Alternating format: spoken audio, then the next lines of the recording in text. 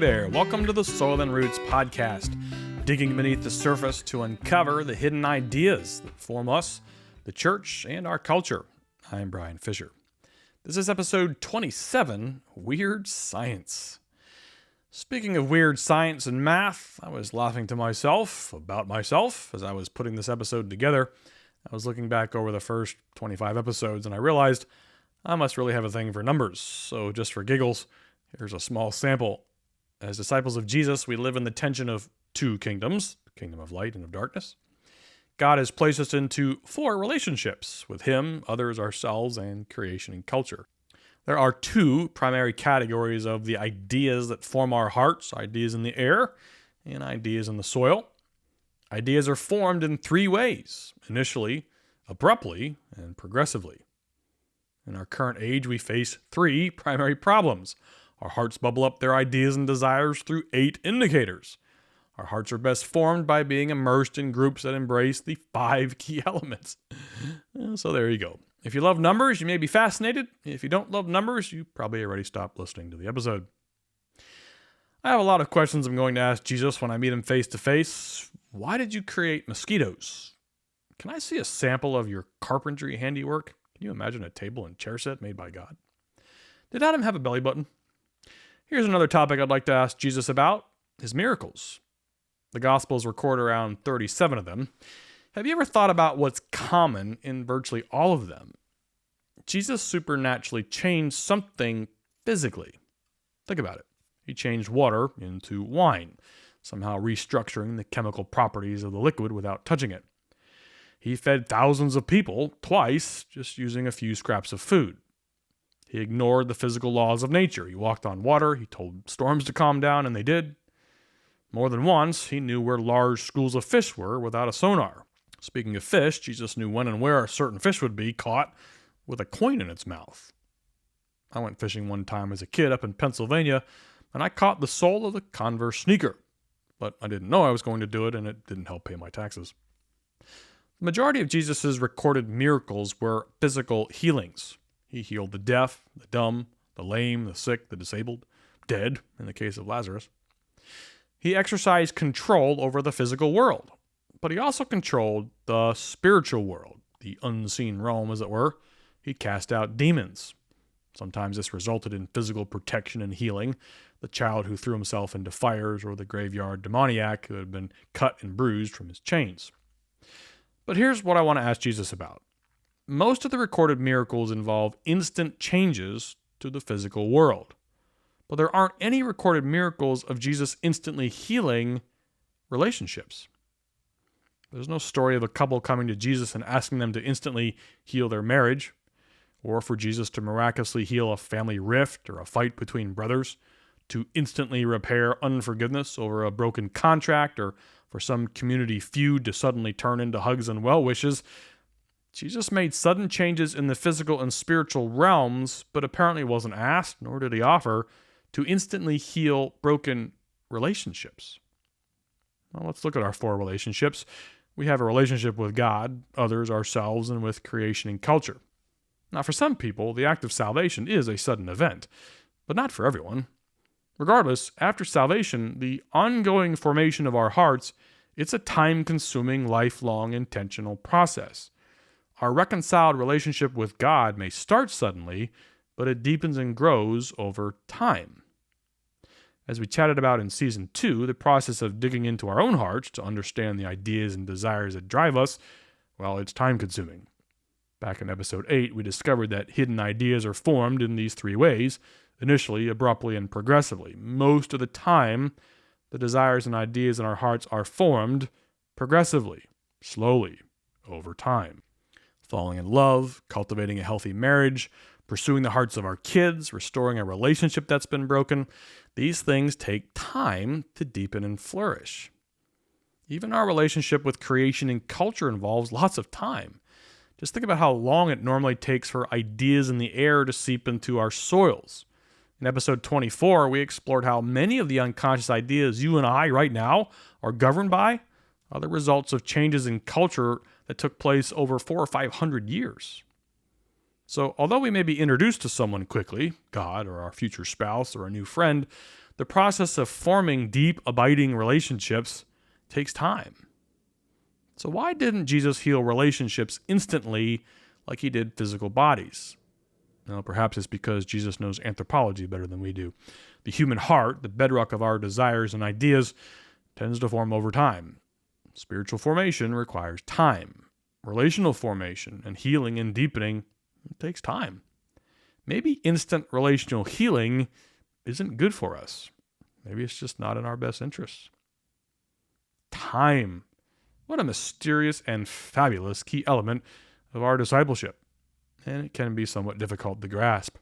We become so accustomed to instant gratification that we often forget that the heart doesn't work like that. It doesn't work like our DoorDash order. But here in season 3, we're going to take time to talk about time. See what I did there? Hey, last episode I promised you some neuroscience, so let's talk neuroscience.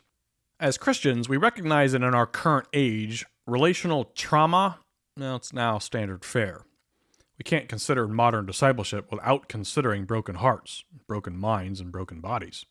Too many of our Christian brothers and sisters, not to mention our friends outside the faith, are the walking wounded. Bessel Kolk is considered one of the pioneers and innovative leaders in the treatment of PTSD, and he wrote a fascinating book called The Body Keeps the Score. He opens the book with these words, quote, "One does not have to be a combat soldier or visit a refugee camp in Syria or the Congo to encounter trauma. Trauma happens to us, our friends, our families, our neighbors. Research by the Centers for Disease Control and Prevention has shown that 1 in 5 Americans was sexually molested as a child. 1 in 4 was beaten by a parent to the point of a mark being left on their body. And 1 in 3 couples engages in physical violence. 1/4 of us grew up with alcoholic relatives, and 1 out of 8 witnessed their mother being hit or beaten." End quote. We often hear trauma referred to as big T or little t. Big T traumas are some of what Kolk just listed: war, sexual abuse, physical abuse, horrible accidents, and the like. Quote, "Little t traumas are highly distressing events that affect individuals on a personal level, but don't fall into the big T category. Examples of little t trauma include non-life-threatening injuries, emotional abuse, the death of a pet, bullying or harassment, and the loss of significant relationships." End quote. So things like betrayal, divorce, whether you're the spouse or the child, or emotional and physical abandonment cause trauma. It can be big T or little t depending on the circumstances. The point is, we've all been victims of trauma, whether it's big T or little t. Christians tend to drastically minimize the little t trauma, even though the Bible is clear that suffering is part of the human experience. So it's actually part of everybody's discipleship story. For many Christians, exploring or even talking about little t trauma supposedly indicates a lack of faith, or a lack of perseverance, or weakness. God forbid we talk about our weaknesses in church. Kolk goes on to explain how trauma results in the loss of self, something we have already identified discipleship is designed to recover.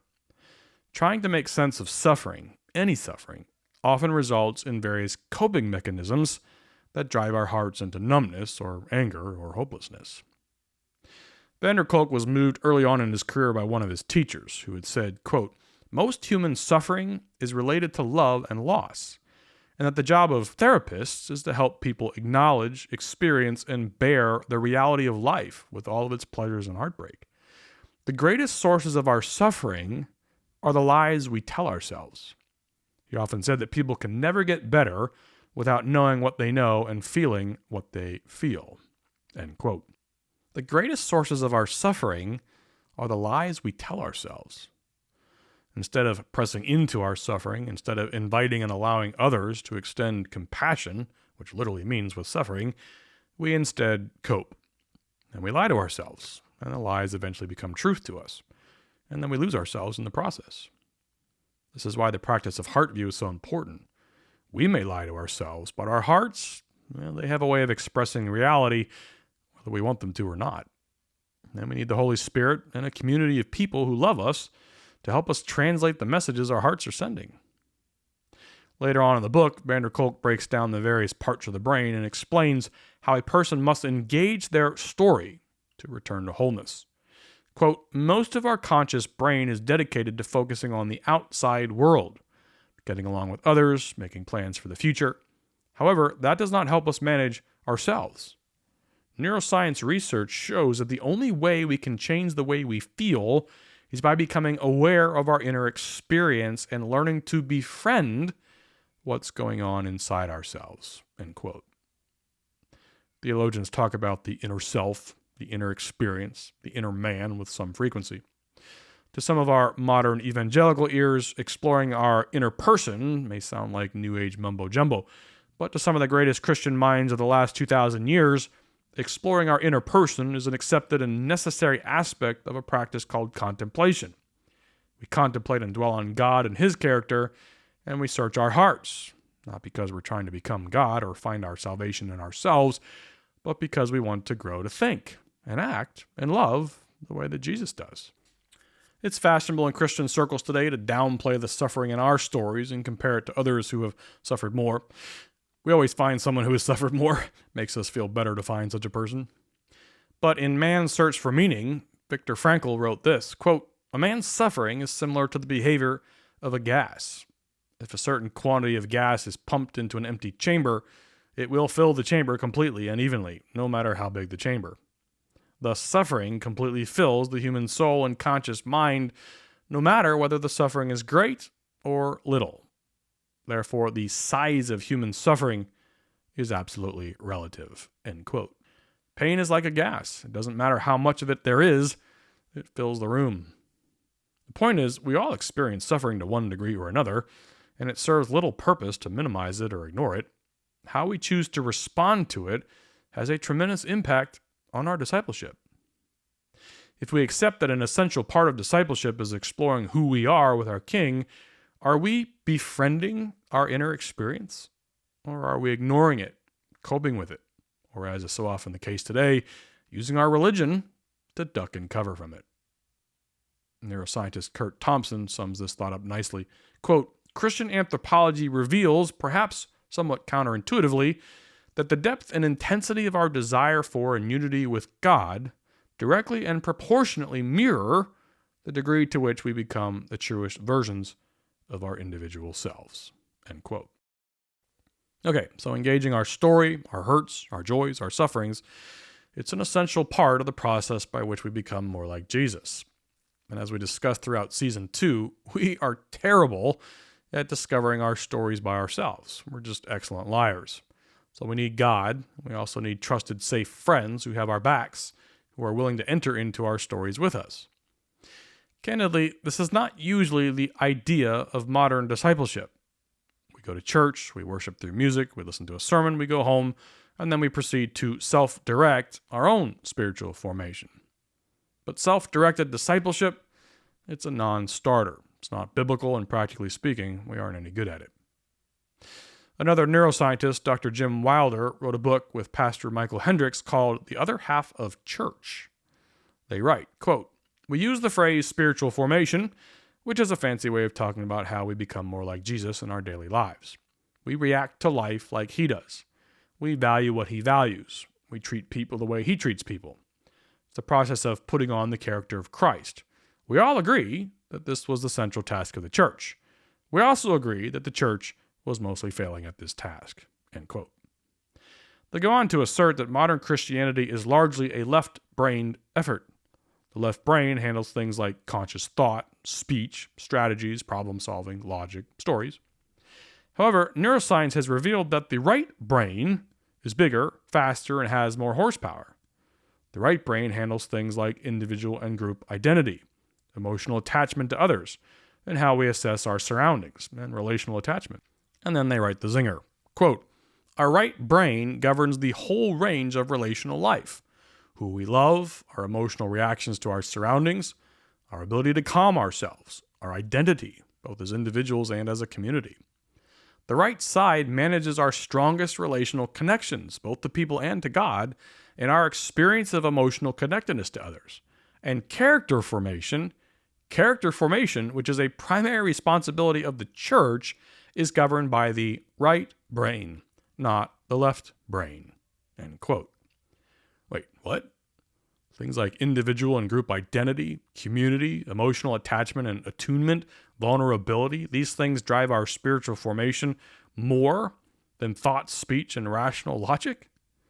Well, they continue, quote, "Our right brain depends on relational inputs to form our character. Much of the processing is nonverbal and pre-conscious," end quote. Thus the title of their book, The Other Half of Church. They aren't arguing that teaching and Bible studies and doctrine and worship experiences and apologetics and preaching are bad. They're saying that as a means of spiritual formation, those things are not the full story. They're dramatically incomplete. Christian communities should be whole-brained. We are discipled as a whole person, in this case, both sides of our brains. Well, that's a lot to chew on, so let's summarize this so far. Number one, the core of who we are is our heart, or our spirit. Our roots are bedrock. And our hearts are formed either towards darkness or light through time. Though we may be quickly introduced to new relationships, whether it be God or other people, the process of relational formation is usually a long-term journey.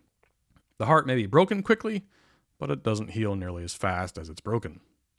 Apparently, we aren't created for rapid heart formation, and so it isn't good for us to expect it or try to achieve it.